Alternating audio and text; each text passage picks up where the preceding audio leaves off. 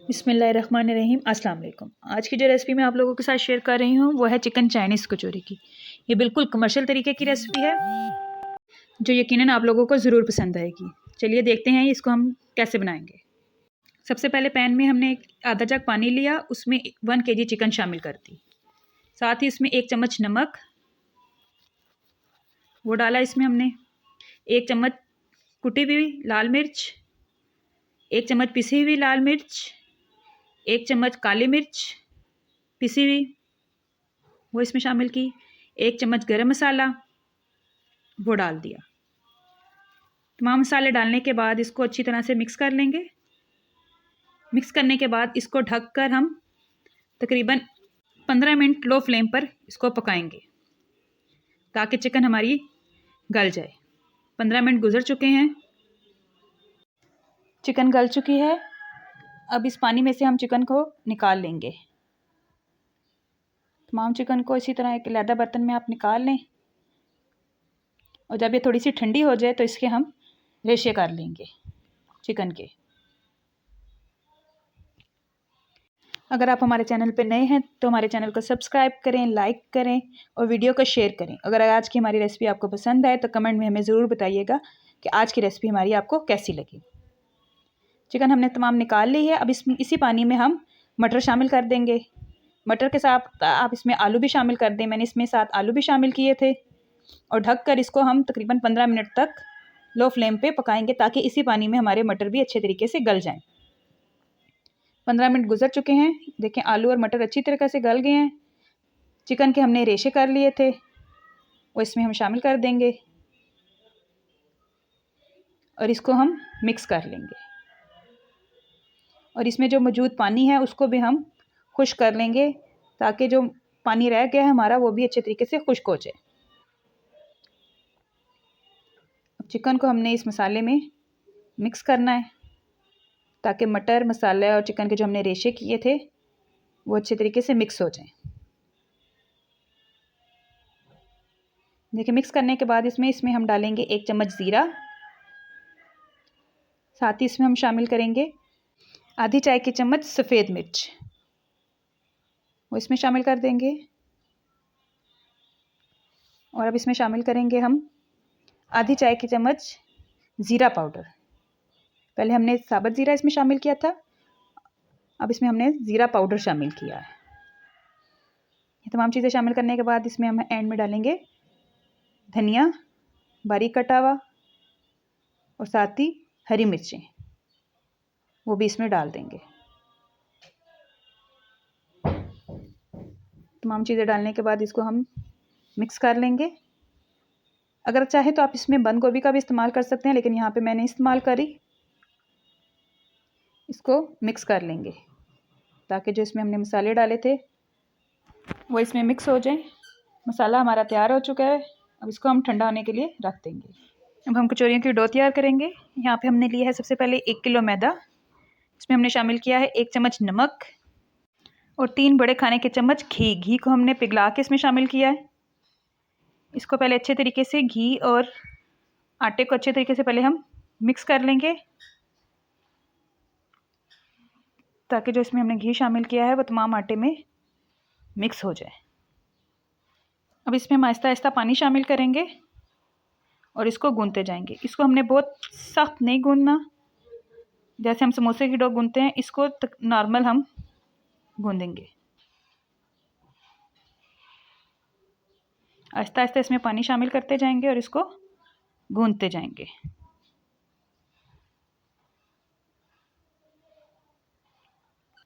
آٹا ہم نے گوندھ لیا ہے، یہ دیکھیں کتنی سافٹ اس کی ڈو ہے، نہ بہت سخت ہے اور نہ بہت نرم ہے۔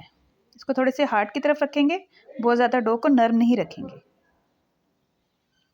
اس کو اب ہم کور کر لیں گے، کور کر کے اس کو ہم آدھے گھنٹے کا ریسٹ دیں گے تاکہ آٹا سٹیبل ہو جائے۔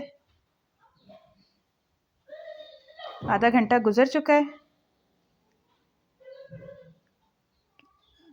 اس کو ہم نے اس کا کور ہٹا لیا۔ اس کو دیکھیں آٹا ہمارا بالکل سیٹ ہو چکا ہے۔ اس کو اچھے طریقے سے پہلے مکس کر لیں گے تاکہ اس کے اندر جو ببلز وغیرہ ایئر ببلز بنے ہوئے ہیں وہ نکل۔ اب اس کے ہم چھوٹے چھوٹے سے پیڑے بنا لیں گے. اس سائز کے آپ دیکھ لیں, چھوٹے چھوٹے سے آپ نے پیڑے بنا لینے ہیں. آپ کے سامنے یہ دیکھیں میں بنا رہی ہوں. اسی سے بہت زیادہ بڑے آپ نے نہیں بنانے ہیں, چھوٹے سائز کے آپ نے اس کے پیڑے بنانے ہیں. اسی طرح ہم تمام آٹے کے پیڑے بنا لیں گے. اب پیڑوں کے اندر ہم نے جو فلنگ بنانی ہے وہ تیار کر لیتے ہیں. اس کے اندر ہم نے شامل کیا ہے 1 کپ گھی. اس کو ہم نے پگھلا لیا تھا. اور آدھا کپ اس میں ہم شامل کریں گے بٹر مارجرین. یہ آپ کو کسی بھی بیکری کی دکان سے ایزیلی مل جائے گی, وہ اس میں ہم ڈالیں گے. اس کو میں نے پگھلا لیا تھا بٹر مارجرین کو. اور ساتھ ہی اس میں ہم شامل کریں گے کارن فلاور. تقریباً اس میں ہم 3 چمچ کارن فلاور کے شامل کریں گے. آپ اس کی جگہ میدے کا بھی استعمال کر سکتے ہیں, لیکن کارن فلاور اس میں زیادہ بہتر ہے. بالکل جو کمرشل طریقے میں استعمال ہوتا ہے وہ کارن فلاور استعمال ہوتا ہے, یا پھر اس میں امونیا استعمال ہوتا ہے. میں یہاں پہ امونیا کا استعمال نہیں کر رہی, میں یہاں پہ کارن فلاور کا استعمال کر رہی ہوں. اس کو دیکھیں اچھے طریقے سے مکس کر کے اس طرح کا پیسٹ سا بن جائے گا. اس کو ہم تقریباً 1 گھنٹے کا ریسٹ دیں گے تاکہ یہ تھوڑا سا جم جائے, گھی اپنی واپس کنڈیشن پہ آ جائے.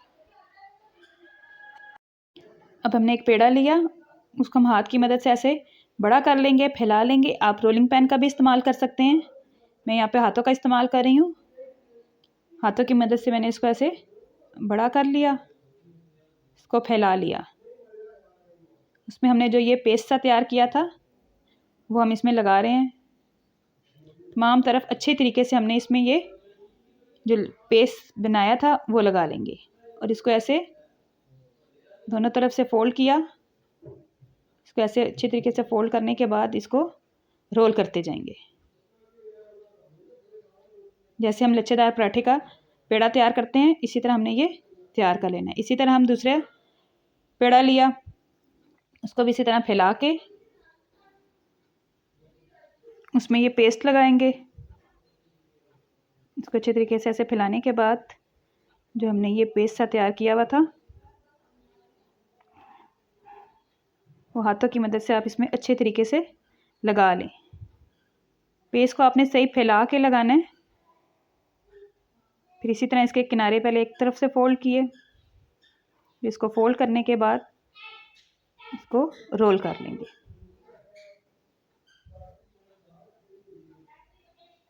بہت ایزیلی یہ تمام پیڑے تیار ہو جائیں گے. اسی طرح آپ نے تمام پیڑوں پہ یہ جو ہم نے پیسٹ سا تیار کیا ہوا تھا تمام پیڑوں پہ آپ نے یہ پیسٹ لگا لینا ہے. یہ ہم نے تمام پیڑوں پہ پیسٹ لگا کے ان کو ہم نے تیار کر لیا ہے. آپ نے تمام سٹیپس کو بہت دھیان سے فالو کرنا ہے. اب جن تمام پیڑوں کو پیسٹ لگانے کے بعد اس کو اس طرح سے فولڈنگ کرنی ہے. ان کے 4 کونوں سے اس طرح اس کو لے کے اس کو فولڈ کرنا ہے. اس سے اس کی پرتیں بنیں گی. اور یہی جو مین سٹیپس ہیں اس کے کچوری کے, جو اس کو کرسپی اور مزیدار بناتے ہیں. اسی طرح آپ یہ دیکھیں, اس کو ایک کونے سے ایسے پکڑا, پھر دوسرے کونے سے ایسے فولڈ کیا, پھر اسی طرح ہم نے تمام کونوں سے اس کو فولڈ کر دینا ہے اور واپس اس کو ایک پیڑے کی شکل دے دینی ہے.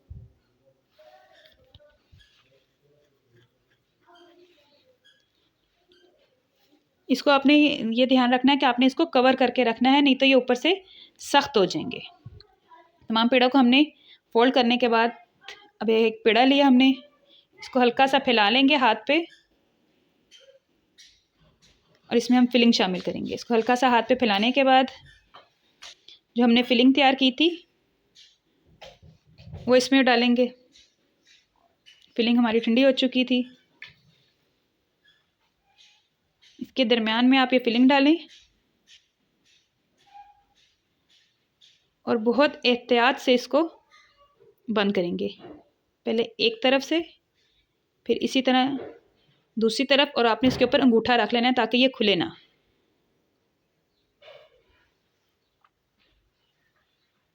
پھر اسی طرح دوسری طرف یہ چاروں سائڈیں بند ہو جائیں گی. پھر یہ 4 کونے جو بن گئے آپ نے ان کو پہلے ان کو بند کرنا ہے, बंद करने के बाद वापस इनको भी फोल्ड कर लेंगे ताकि कोई भी जगह खुली ना रहे। इसको बंद कर लेंगे सही अच्छे तरीके से ताकि फिलिंग इसमें बंद हो जाए और कोई भी जगह खुली हुई ना रहे। इसी तरह हम अपने तमाम पेड़ों को तैयार कर लेंगे। फिलिंग डाल के आपने इसी तरह इनको तैयार कर लेना है। अब एक और मैं आपके सामने बना के दिखाती हूँ कि आपने इसको बंद कैसे करना है। इसकी आप प्रैक्टिस करते जाएंगे तो आप इसको आसानी से बंद कर लेंगे। हाथ पे इसको, हथेली पे इसको हल्का सा फैला के इसके दरमियान में फिलिंग रखी।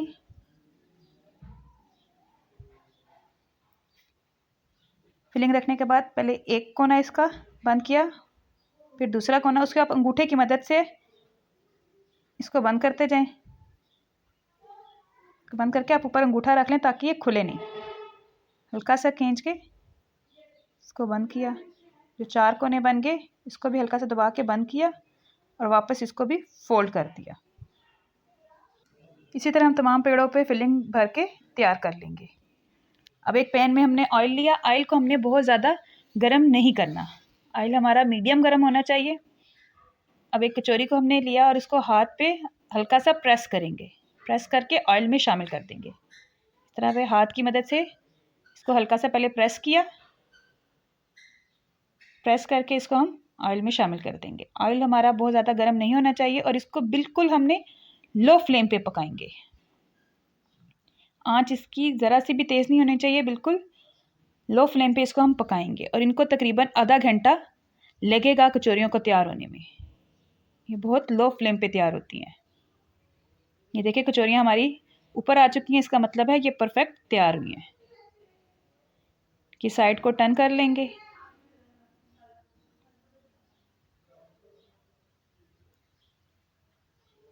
और इसकी दूसरी साइड को भी इसी तरह पकाएंगे। ये देखिए इस स्टेज पे आप इनको निकाल के फ्रीज़ भी कर सकते हैं। इनको आप कच्ची फ्रीज़ नहीं कर सकते। इस स्टेज पे हल्की सी जब ये पक जाए इनको निकाल के आप फ्रीज़ भी कर सकते हैं।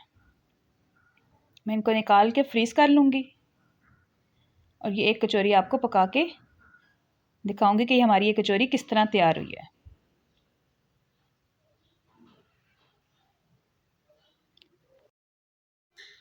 कचौरी को हमने गोल्डन ब्राउन होने तक पकाएंगे ताकि इसका कलर दोनों तरफ से गोल्डन ब्राउन हो जाए। माशाल्लाह से कचौरी का कलर देख सकते हैं आप, इतना ज़बरदस्त आया है। कचौरी हमारी तैयार हो चुकी है, दोनों तरफ से इसका कलर गोल्डन ब्राउन सा आ चुका है। माशाल्लाह से ज़बरदस्त सी कचौरी हमारी तैयार है। इसको हम निकाल लेंगे ऑयल से। ये देखें कितना ज़बरदस्त सी क्रिस्पी हमारी कचौरी तैयार हो चुकी है। आज की रेसिपी यकीनन आप लोगों को ज़रूर पसंद आई होगी। प्लीज़ हमें कमेंट में बताइएगा कि आज की रेसिपी हमें आ रही है आपको कैसी लगी।